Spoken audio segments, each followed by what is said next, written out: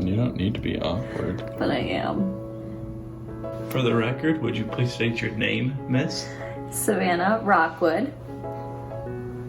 What's your social security number? Not telling you. Okay. So yeah, these are just kind of more uplifting, positive thought questions. I'm not going to ask you, like, one of the questions was like, when was the last time you cried? I don't want anything. Yesterday. We'll start off early. What is your best memory of your childhood? Probably one of my best memories would be when we lived in Boise and all four of us kids played. It was not like pirates, but obviously we were kids, so it was like pirates, and we had an irrigation, and so the lawn filled up with a bunch of water, and we'd jump off the trampoline onto a boat and try to like sink each other. I think that's it.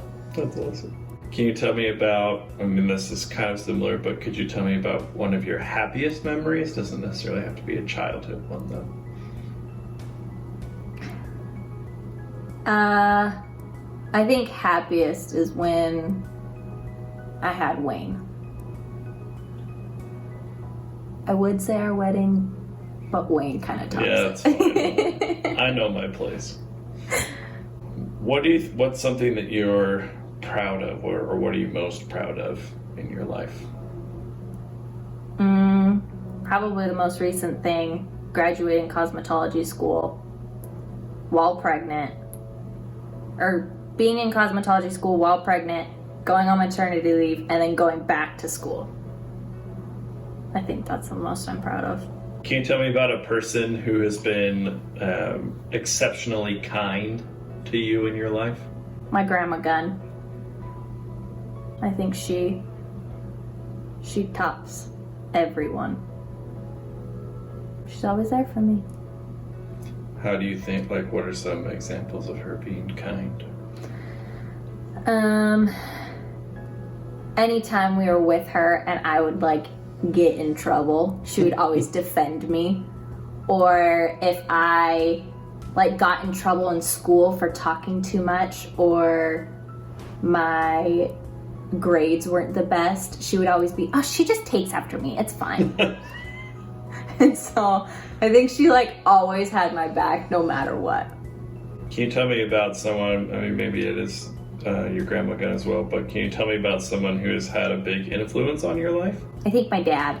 I think him because he's gone through so much in his life and he's still so happy. He's still so friendly to everyone. So it just makes me kind of want to be like that. Like knowing that he's gone through so many different troubles and knowing obviously everyone goes through troubles, it makes me feel like I can get through them a little bit better because my dad has gone through worse things than me. Mm-hmm. What are some lessons that he taught you? Mostly to like not take crap from people and to always like keep my head up, and that it sucks being an adult, and that no matter what, I will always have someone with me. So kind of passing from your dad to you to now our Wayne or any other future children we may have. Is there any wisdom that you'd want to pass on to them, like, or grandchildren or something, any lessons that you've learned that you'd want them to know? I think the biggest thing that I wish I had when I was younger is to know that I had someone to talk to. I think I want to pass to our kids that they can talk to us about literally anything. And I have us to have like an open relationship. I don't want really any secrets. Yeah. That was probably the hardest thing, is I felt like if I knew I was going to get in trouble, I didn't tell anyone. Yeah. And so I want from our kids to be able to like trust us. and not want to hide things from us. Yeah. I think that's the biggest thing.